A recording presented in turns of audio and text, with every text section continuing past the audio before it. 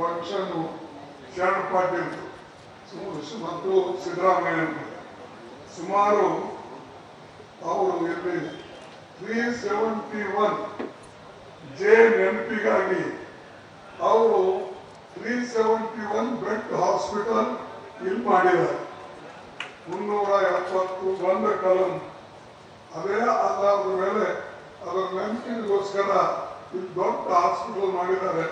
ಬಹುಶಃ ಈ ನಮ್ಮ ಜಯದೇವ ಆಸ್ಪತ್ರೆ ಅಂತ ಆಸ್ಪತ್ರೆ ಇಡೀ ಎಲ್ಲ ಸೇರಿದ್ರೆ ಮೈಸೂರು, ಗುಲ್ಬರ್ಗ, ಹುಬ್ಬಳ್ಳಿ ಇವೆಲ್ಲ ಸೇರಿದ್ರೆ ನನಗನ್ನಿಸ್ತದೆ ಏಷ್ಯಾದಲ್ಲೇ ಇದು ದೊಡ್ಡ ಆಸ್ಪತ್ರೆ.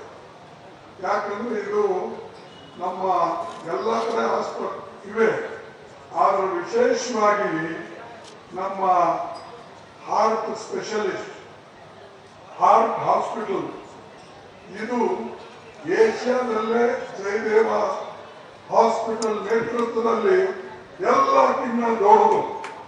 ಕಲಬುರಗಿ ಒಂದೇ ಅಲ್ಲ, ಮೈಸೂರು, ಬೆಂಗಳೂರು, ಬೇರೆ ಕಡೆ ಮತ್ತು ಗುಲ್ಬರ್ಗ ಇಂಥ ದೊಡ್ಡ ಆಸ್ಪತ್ರೆ ಇಡೀ ದೇಶದಲ್ಲೂ ಇಲ್ಲ, ಏಷ್ಯಾ ಖಂಡದಲ್ಲೇ ಇದು ಒಂದು ದೊಡ್ಡ ಕೊಡುಗೆ ಇದೆ.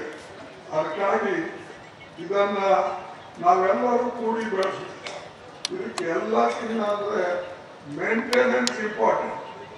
ಏನೋ ಸಿದ್ದರಾಮಯ್ಯ ಅವರು, ಶಾಂತಪತಿಯವರು, ನಮ್ಮ ಎಲ್ಲ ಶಾಸಕರು, ಮಿನಿಸ್ಟರ್ಸ್ ಸೇರಿ ಹೈದರಾಬಾದ್ ಕರ್ನಾಟಕದವರು, ನಮ್ಮ ಚೇರ್ಮನ್ ಇದ್ದಾರೆ ಅಜಯ್ ಸಿಂಗ್ ಅವರು ಎಲ್ಲರೂ ದುಡ್ಡು ಕೊಟ್ಟಾಯ್ತು, ಬಿಲ್ಡಿಂಗ್ ಕಟ್ಟಾಯ್ತು. ಇದ್ರ ಒಳಗೆ ವಸ್ತು ಕಚರ ಬೀಳಬಾರ್ದು. ನಮ್ಮ ಕಡೆ ವಿಶೇಷವಾಗಿ ಗುಲ್ಬರ್ಗದಲ್ಲಿ ಎಲ್ಲ ವೇಕಲ್ ಪ್ಲಾಸ್ಟಿಕ್ ಬಿಸಾಕ್ತಾರೆ. ಅದಕ್ಕೆ ನಮ್ಮ BR ಪಾಟೀಲ್ ಅವರು ಒಂದು ಕಾಮೆಂಟ್ ಮಾಡ್ತಾ ಇದ್ರು, ನೋಡ್ರಿ ಎಲ್ಲ ಈ ಕನ್ನಡ ಹಾಳಾಗ್ತರು CMಗೆ ಮತ್ತು ಖರ್ಗೆ ಅವರಿಗೆ, ಆದರೆ ನಮಗೆಲ್ಲ ಪ್ಲಾಸ್ಟಿಕ್ ಹಾಳಾಗ್ತರು ಅಂತ ಹೇಳಿ ಅವ್ರು ಹೇಳ್ತಾರೆ. ಯಾವುದು ಬ್ಯಾನ್ ಆಗಿದೆ ಅದು ತಂದು ನಮ್ಮ ಕೊಳ್ಳಿಗೆ ಹಾಕ್ತರು, ನಿಮಗೆ ಮಾತ್ರ ಕನ್ನಡ ಹಾಕ್ತರು ಅಂತ ಅವ್ರು ಹೇಳ್ತಾರೆ. ಅದಕ್ಕಾಗಿ ಇನ್ನು ಮುಂದೆ ಅಟ್ಲೀಸ್ಟ್ ನಮ್ಮ ಈಶ್ವರ್ ಖಂಡ್ರೆ ಅವರು ಸ್ವಲ್ಪ ಲಕ್ಷ ಕೊಡ್ರಿ, ಟೀಕೆ ಮಾಡೋ ಮಾಡಿದ್ರೆ ಅಂತಾರೆ. ಮತ್ತು ಅವಾಗೆಂದು ಬಿಡಲ್ಲ, ಟೀಕೆ ಎಲ್ಲೆಲ್ಲ ಮಾಡ್ಕೊಂಡು ಹೇಳ್ತಾರೆ. ಅದಕ್ಕಾಗಿ ಅವ್ರ ಹೆಸರು ಟೀಕೆ ನಿಂತಿರು. ಅದಕ್ಕೆ ಇಂಥ ಕೆಲವು ಸ್ವಚ್ಛತೆ ಮೇಂಟೆನೆನ್ಸ್ ಬಹಳ ಇಂಪಾರ್ಟೆಂಟ್. ಈಗ ಮೈಸೂರಿನಲ್ಲಿ ಮಾಡಿದಂಥ ಒಂದು ಹಾಸ್ಪಿಟಲ್ಗೆ ಬಹಳ ಕ್ಲೀನ್ ಆಗಿ ಇಟ್ಟಿದ್ದಾರೆ ಅಂತ CM ಹೇಳ್ತಾ ಇದ್ರು. ಅದೇ ರೀತಿಯಾಗಿ ಬೆಂಗಳೂರು ಇದೆ, ಇಲ್ಲೂ ಕೂಡ ಅದೇ ರೀತಿಯಾಗಿ ಇಟ್ಟು ನಾವು ಒಂದು ಒಳ್ಳೆಯ ಹೆಸರನ್ನ ಬೆಳೆಸಬೇಕು, ಒಳ್ಳೆಯ ಹೆಸರು ನಮ್ಗೆ ಕೊಡಬೇಕು ಅಂತ ಹೇಳಿ ನಾನು ಬಯಸ್ತಾ ಇದ್ದೇನೆ. ಅದರ ತಕ್ಕಂತೆ ನಮ್ಮ ಇವರು ಡೈರೆಕ್ಟರು, ಜಯದೇವ ಹಾಸ್ಪಿಟಲ್ ಮತ್ತು ಬೇರೆ ಸಿಬ್ಬಂದಿಗಳು ಇದರ ಕಡೆ ಲಕ್ಷ್ಯ ಕೊಡ್ತಾರೆ ಅಂತ ಹೇಳಿ ನಾನು ತಿಳ್ಕೊಂಡಿದ್ದೆ. ಕೊನೆಯದೇನೆಂದರೆ ಬಹಳ ಜನ ದೇಶದಲ್ಲಿ ಇಂಥ ಸವಲತ್ತುಗಳು ಬಡವರಿಗೆ ಸಿಗಬಾರದು ಅಂತ ಹೇಳಿ ಬಹಳ ಪ್ರಯತ್ನ ನಡೆದಿದೆ. ಬಡವರಿಗೆ ವಿದ್ಯಾ ಮುಟ್ಟಬಾರದು, ಎಜುಕೇಶನ್ ಸಿಗಬಾರದು, ಅವರಿಗೆ ಅವ್ರು ಎಲ್ಲಿದ್ರು ಅಲ್ಲೇ ಇಡಬೇಕು ಅಂತ ಹೇಳಿ ಕೆಲವು ಜನರ ಪ್ರಯತ್ನ ಈ ದೇಶದಲ್ಲಿ ನಡೆದಿದೆ. ದಯವಿಟ್ಟು ನೀವೆಲ್ಲರೂ ಕೂಡ ಅದನ್ನ ಎಜುಕೇಶನ್ಗೆ ಮಹತ್ವ ಕೊಟ್ಟು ಈ ಭಾಗದ ಜನ ಮುಂದೆ ಬಂದರೆ ಬಹುಶಃ ನನಗನ್ಸಿದ ಮಟ್ಟಿಗೆ ನಾವು ಪ್ರತಿ ಸಲ ನಾವು ಹಿಂದುಳಿದಿದ್ದೇವೆ ಅಂತಕ್ಕಂಥದ್ದು ಹೋಗ್ತದೆ. ಈಗ ನಾ ಕೇಳಿದೆ, ಬೇರೆ ಕಡೆ ಬೆಳಗಾವಿಯಲ್ಲಿ ಅಲ್ಲಿ ಎಜುಕೇಶನ್ ಸೊಸೈಟಿ ಇದೆ, ಬಹಳ ಉತ್ತಮವಾಗಿ ನಡೆದು ಆ ಭಾಗದಲ್ಲಿ ಅನೇಕ ಇನ್ಸ್ಟಿಟ್ಯೂಷನ್ ಅವರು ಮಾಡಿದ್ದಾರೆ. ಅದರಿಂದ ಎಲ್ಲರಿಗೂ ಲಾಭ ಆಗ್ತಾ ಇದೆ. ಬಿಜಾಪುರದಲ್ಲಿ ಅವರು ಕೂಡ ಒಂದು ಒಳ್ಳೆಯ ಇನ್ಸ್ಟಿಟ್ಯೂಷನ್ ಮಾಡಿ ಅಲ್ಲೂ ಕೂಡ ಚೆನ್ನಾಗಿ ನಡೆದಿದೆ. ಮೈಸೂರಿನಲ್ಲಿ ಸುತ್ತೂರು ಸ್ವಾಮಿಗಳು ಮತ್ತು ಬೇರೆ ಇನ್ಸ್ಟಿಟ್ಯೂಷನ್ಗಳು ಅವರು ಮಾಡಿದ ಚೆನ್ನಾಗಿ ನಡೆದಿದೆ.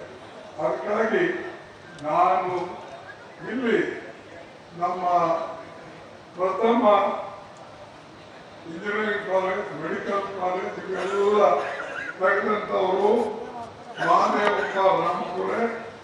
ಅವರು ಕ್ಷೇತ್ರೋಚ್ಚಾರದಲ್ಲಿ ಸಾಕಷ್ಟು ಹೈದರಾಬಾದ್ ಕರ್ನಾಟಕ ಎಜುಕೇಶನ್ ಸೊಸೈಟಿ ಬೆಳೆದಿದೆ. ಅದಕ್ಕೆ ಇನ್ನೂ ಹೆಚ್ಚಿನ ಒಂದು ಪ್ರೋತ್ಸಾಹ ಕೊಟ್ಟು ಪ್ರಾಮಾಣಿಕತೆಯಿಂದ ದಕ್ಷತೆಯಿಂದ ಅದಕ್ಕೆ ಮುಂದುವರೆದರೆ ಈ ಭಾಗದ ಜನರಿಗೆ ಇನ್ನೂ ಹೆಚ್ಚಿಗೆ ಅನುಕೂಲ ಆಗ್ತದೆ ಅಂತ ಹೇಳಿ ಇಲ್ಲಿ ನಮೂಸಿನ ಕೊಡ್ತಾರೆ. ಸೊ ಅವರಿಗೂ ನಾನು ಹೇಳ್ತೇನೆ, ಯಾಕಂದ್ರೆ ಎಜುಕೇಶನ್ ಹೆಲ್ತ್ ಎಲ್ಲರಿಗೆ ಈ ಹಾಸ್ಪಿಟಲ್ಗೆ ಯಾರಾದರೂ ಬೇರೆ ಪಾರ್ಟಿಯವರು ಬಂದ್ರೆ ಸಣ್ಣ ಪಾರ್ಟಿ ಕಾಂಗ್ರೆಸ್ ಪಾರ್ಟಿನವನ್ನ ಅದಕ್ಕೆ ಬೇರೆ ಪಾರ್ಟಿಯವರಿಗೆ ಇಲ್ಲಿ ಸ್ಥಾನ ಇಲ್ಲ ಅಥವಾ ಬೇಕಿಲ್ಲ, ಅದು ಏನು ಏನು ವ್ಯಾಖ್ಯಾತ ಇಲ್ಲ ಅಂತ ಹೇಳಿ ವಾಪಸ್ ಕಳಿಸ್ತಾರ. ಎಲ್ಲರಿಗಿದೆ. ಅದಕ್ಕಾಗಿ ಹಾಗೆ ಸಂಸ್ಥೆಗಳು ಬೆಳೆದರೆ ಎಲ್ಲರಿಗೂ ಆಗ್ತದೆ. ಆದರೆ ಆ ನಿಯತ್ತಿಂದ ಬೆಳಿಬೇಕು. ಕೆಲವು ಜನರಿಗೆ ಅದು ಲಾಭ ಸಿಗ್ತದೆ, ಕೆಲವು ಜನರಿಗೆ ಸಿಗೋದಿಲ್ಲ. ಮೊದಲೇ ನಾವು ಇಲ್ಲಿ ಅತ್ಯಂತ ಶೈಕ್ಷಣಿಕ ದೃಷ್ಟಿಯಿಂದ ಹಿಂದಿರೋದನ್ನು ನೋಡಿದ್ದೇವೆ. ಅದರಲ್ಲಿ ನಾವು ಮಾತ್ರ ಜನರಿಗೆ ಭಾಗ ಮಾಡ್ಕೊಂಡು ಹೋದರೆ ಈ ಭಾಗ ಎಂದೂ ಮುಂದುವರೋದಿಲ್ಲ. ದಯವಿಟ್ಟು ಇದನ್ನ ಮನಸ್ಸಿನಲ್ಲಿ ಇಟ್ಕೊಂಡು ನೀವು ಮುಂದೆ ಸಹಾಯ ಮಾಡಬೇಕು ಅಂತ ಹೇಳಿ ಇಲ್ಲಿ ಜನರಿಗೂ ಕೇಳ್ತೀನಿ. ಯಾವ ರೀತಿಯಾಗಿ ಬಾಂಬೆ ಕರ್ನಾಟಕದಲ್ಲಿ ಅನೇಕ ಜನ ತಮ್ಮ ಆಸ್ತಿಗಳನ್ನ ಎಜುಕೇಶನ್ ಸೊಸೈಟಿ ಕೊಡ್ತಾರೆ, ಓಲ್ಡ್ ಮೈಸೂರಿನಾಗ ಕೊಡ್ತಾರೆ. ಇಲ್ಲಿ ಯಾವುದಾದ್ರೂ ಒಂದು ಸ್ಕೂಲಿಗೆ ಒಂದು 2 ರೂಮ್ ಕಟ್ಟರೆ ಅಂದ್ರೆ ಕಟ್ಟ, ಅಥವಾ ಕಾಂಪೌಂಡ್ ಕಟ್ಟಲಪ್ಪ ನಿಮ್ಮ ಊರಾಗಿರೋದು, ಶೌಚಾಲಯ ಕಟ್ಟರೆ ಅಂದ್ರೆ ಕಟ್ಟೋದು. ಸರ್ಕಾರ ಕಟ್ಟಲು ಸರ್ಕಾರ ಸತ್ತದ ಅಂತ ಕೇಳ್ತಾರೆ. ಅವ್ರ ಮಕ್ಕಳೇ ಅಲ್ಲಿ ಹೋಗ್ತಾರೆ, ಅವ್ರ ಮಕ್ಕಳಿಗೆ ಅಲ್ಲಿ ನೀರು ಬೇಕು, ಇದೆಲ್ಲ ಬೇಕು. ಆದರೆ ಇತ್ತೀಚೆಗೆ ಹಿಂದಂತೂ ಜನ ಕಾಂಪಿಟಿಷನ್ ಮೇಲೆ ಬರ್ತಿದ್ರು.